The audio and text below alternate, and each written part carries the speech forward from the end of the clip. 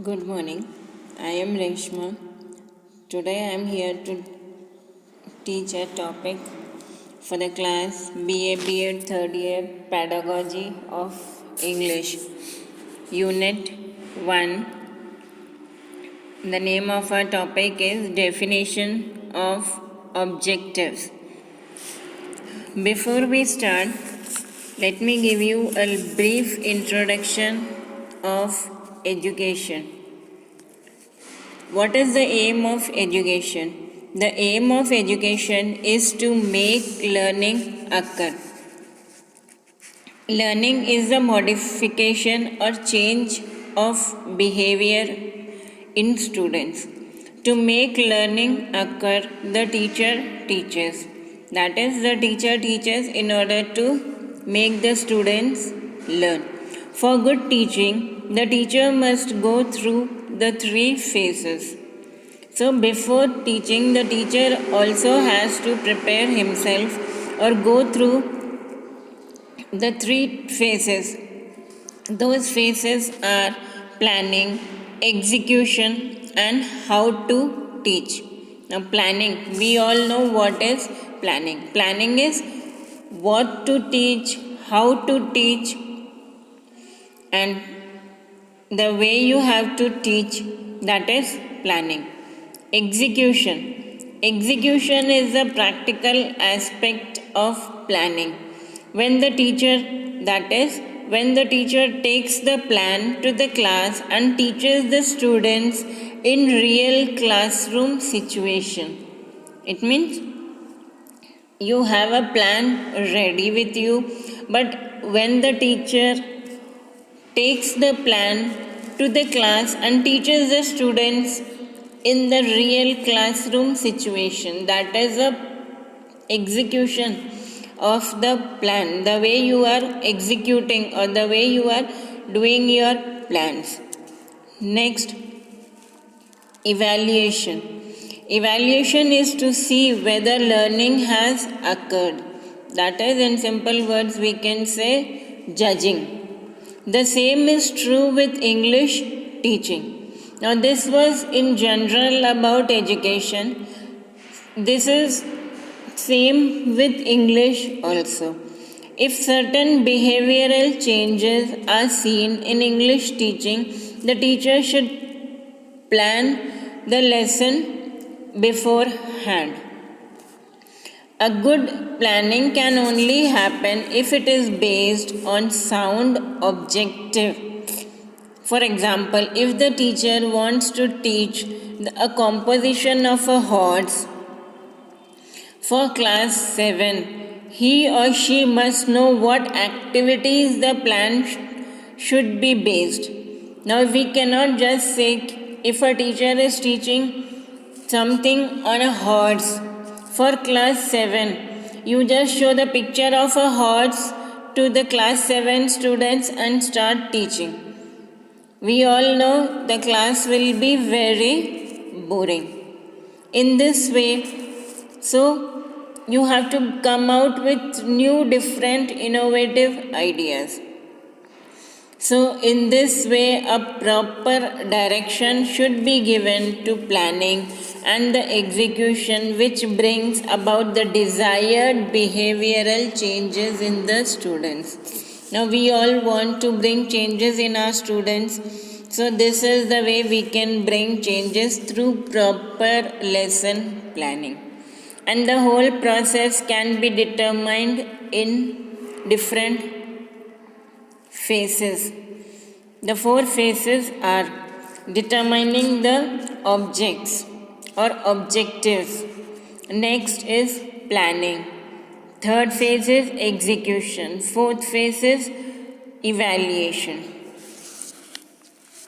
Thus, the objectives are the foundation. So, in this way, we can say the objectives are the foundation stones of good teaching and learning. Foundation, they are the stones of,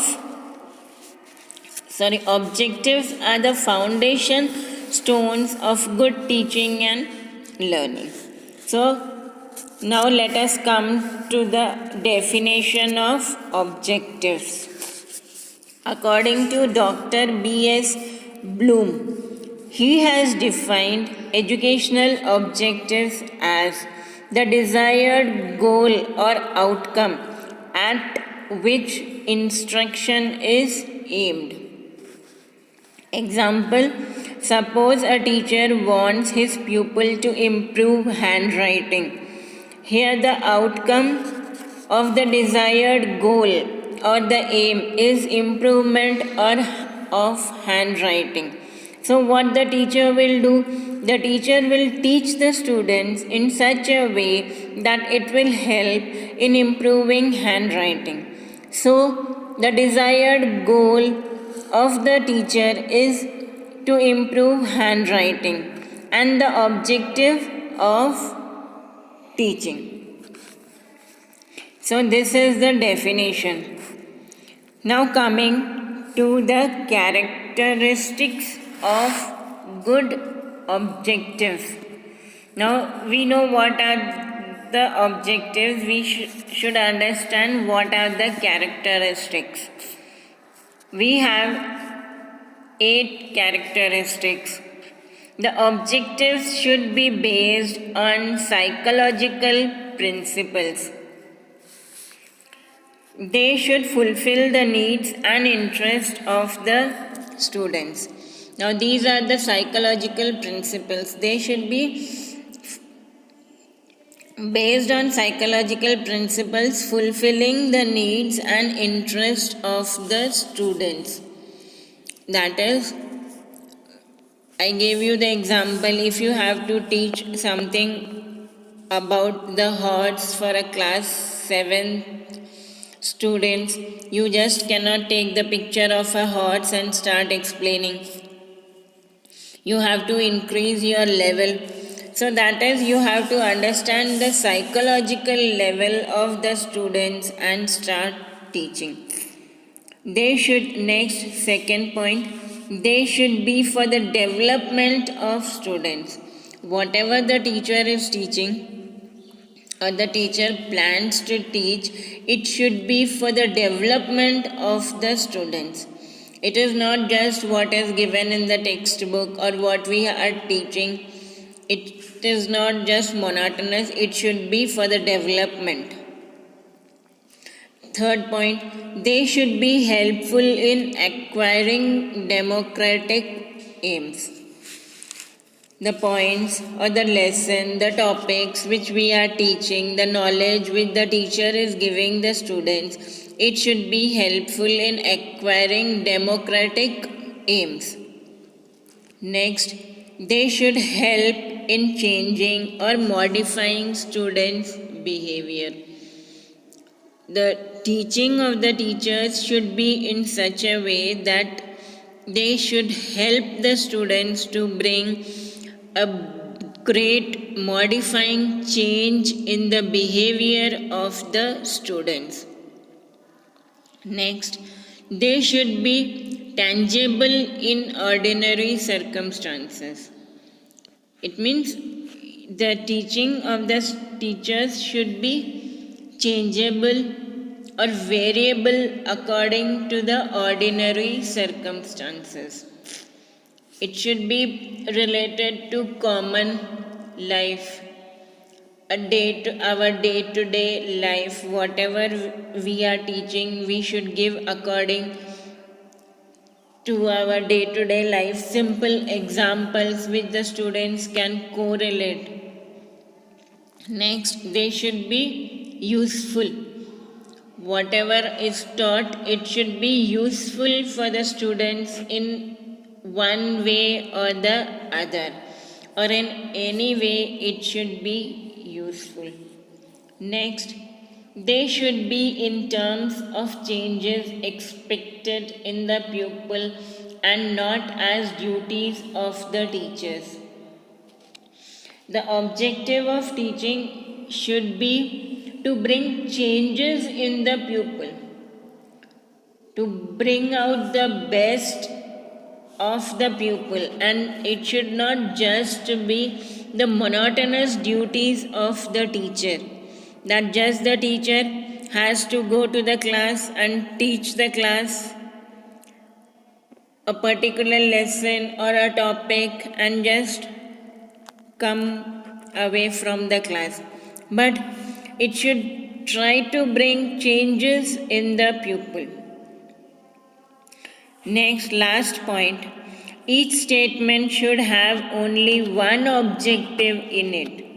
So, the lesson plan which the teacher is planning should be in such a way that every day or every statement what you are giving should have only one objective, so that the student will be able to grasp that objective. It should not be in a different objectives, so that the students will not be able to take any objectives. So this is what is the definition of the objectives and the characteristics of good objectives. Now,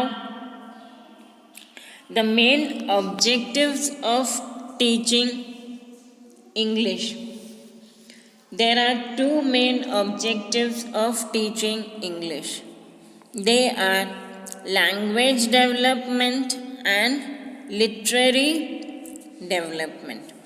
First thing is language development. That is, the students should learn the language, they should understand the language, they should be able to speak it properly.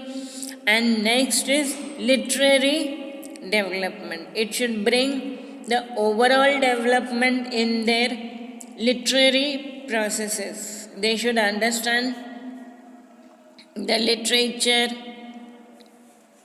or they should go deep into the language, and they should understand the literary developments of English. So these are the two main objectives of English, and this can be done only when there is a careful thinking of a detailed and well-defined objective for the lessons, and that will help to bring out the improvement in the students, and it will make them more effective. And this can be done when English is taught as a second or third language in schools. Because sometimes we say English is a foreign language, but it can be taught as a second language or third language. Now, this is all about definition and characteristics of objectives. In our next video, we shall study the objectives of learning English at a junior and secondary level. Thank you.